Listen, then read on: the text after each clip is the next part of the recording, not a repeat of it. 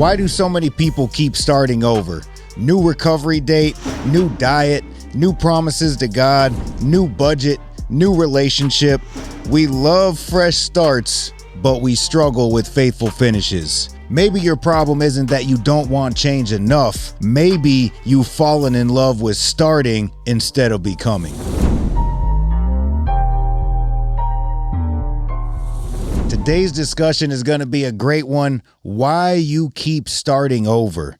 And the first thing we're going to discuss here today is we love the feeling of a fresh start, right? A fresh start, it gives us hope, it gives us excitement. It's starting feels good, but we learn pretty quickly that finishing requires discipline. And I could definitely see this for sure because it's like, seems to me like everybody loves the announcement, but not everyone loves the follow through. Like everybody will post on social media like, hey, I'm starting a new diet, or I'm 3 days not smoking, or, you know, I found the one, whatever it is. And then quickly the status changes and we don't hear anything else about it. It almost seems to be like starting gives us a dopamine hit. It's like, you know, have you ever had that feeling before? It's like, I feel it too when I'm trying to start something new, or I'll get out there and like, hey, I'm going to start running 2 miles, or I'm going to try this new workout routine, or whatever it is. It seems just like you wake up almost like, man, I can't wait to try that. So I just had a new little like vitamin supplement. I tried it out and I was like excited to wake up this morning to try out the new one to see, you know, what it was going to do. But I find that feeling goes away pretty quick. Kind of like the first day of school. Yes. That's first day of school, first day of a new job. New outfit on, you know, gonna make some new friends, and then day 2 happens, and then it's already become like a routine. Yeah. Nobody's celebrating with you anymore. No one's laying the clothes out anymore. Everybody's running late. Nobody wants to wake up. Yep. Feel that. Most people aren't addicted to change. They're addicted to the feeling of beginning. Like your slate's wiped clean. Like, I'm a new person. I'm a new day. Everybody forget the past. But then the past does catch up with you, it seems like. Yeah. I think it's easy to get that new clean slate feeling. Yeah. But it's harder to keep the slate clean in the process. Somebody that knew you 2 days ago. And that, you know, all of that's still there. So here's a great point. This is some good news. God works in the daily. And there's a verse from Luke 9:23 that says, then he said to them all, Jesus speaking, whoever wants to be my disciple must deny themselves and take up their cross daily and follow me. Daily. Take up your cross daily. So God doesn't transform us through occasional emotional moments. He changes us through daily obedience. There's a verse from Luke 9:23, Jesus speaking, says, then he said to them all, whoever wants to be my disciple must deny themselves and take up their cross daily and follow me. And I think that's beautiful part. First discussing take up your cross daily. This is not insinuating that this is a daily do-over, right? This is saying that you're continuing from where you left off and you're continuing to move forward and continuing to make progress. And God doesn't transform us through occasional emotional moments. He changes us through daily obedience. Yeah.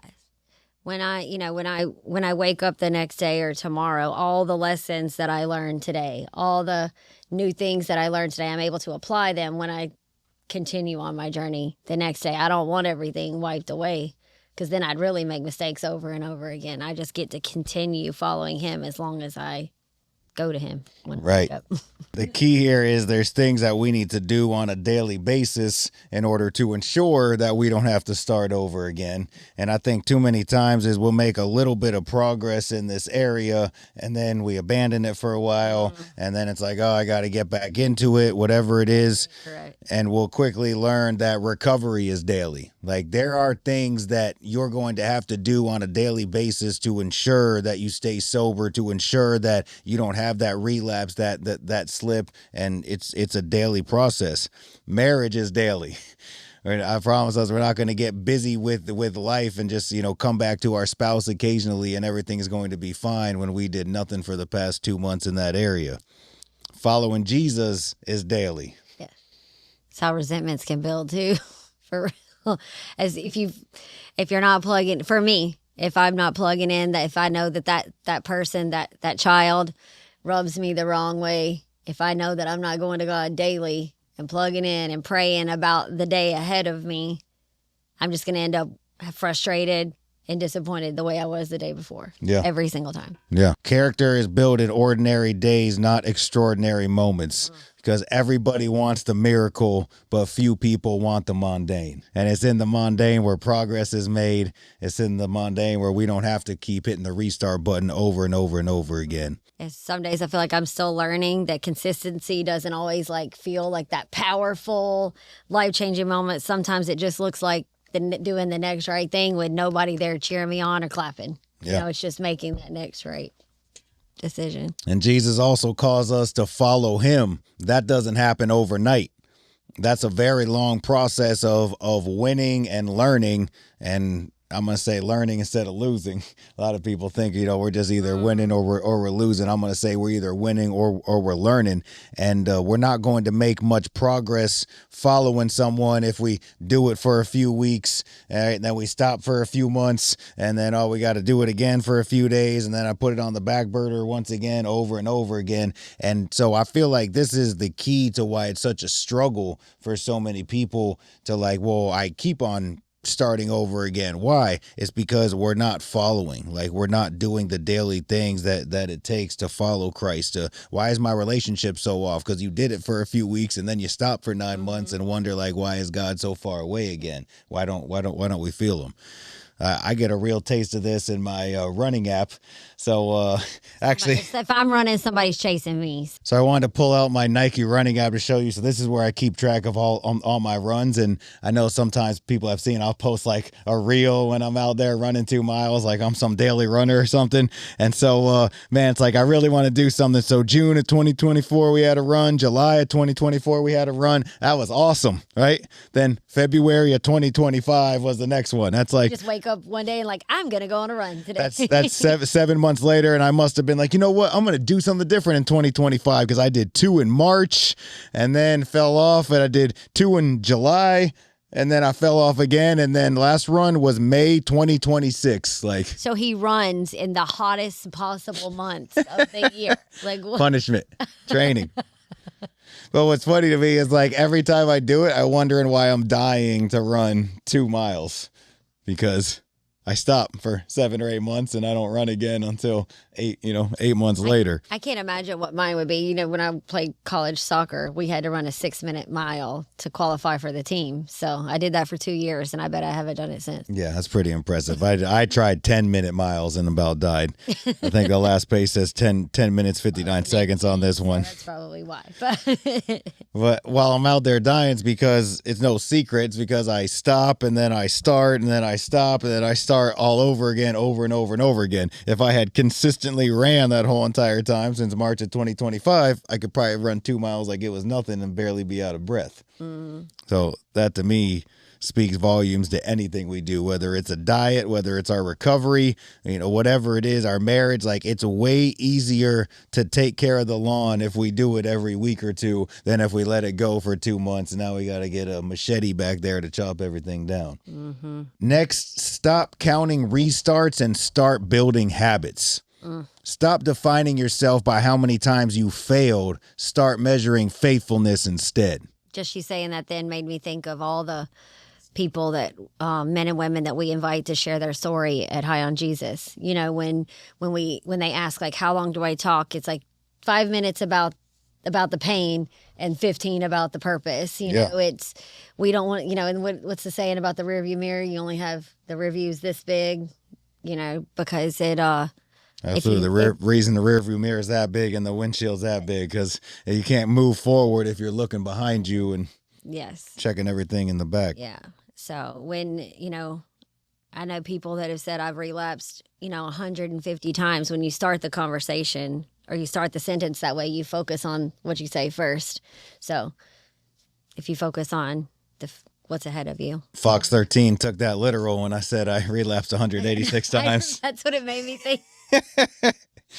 Oh, man. But Something else I want to say, like, if someone's wondering why are they restarting over and over again, like, I'm going to give you a call to action right now. You need to take a stand and decide, like, no more restarts. This is it. I'm tired of restarting over and over again. You got to take the same process of recovery and you got to put it to use in all these other areas. You got to come to a point where you're tired of hitting the reset button. You're tired of gaining a few things and then losing it again. You're tired of making a little progress and then giving it all back and starting off, way further back than you had even begun the first time.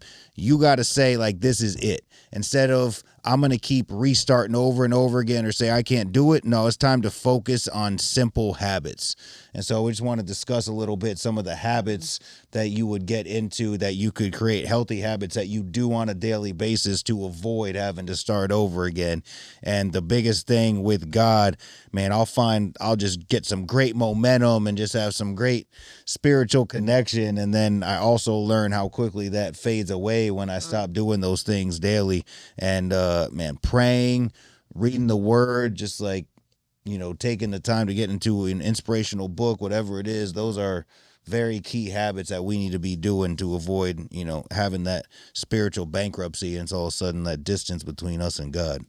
I can honestly say that I can tell what's on my TV. Like if I like the murder shows. I like the burying bodies, police shows.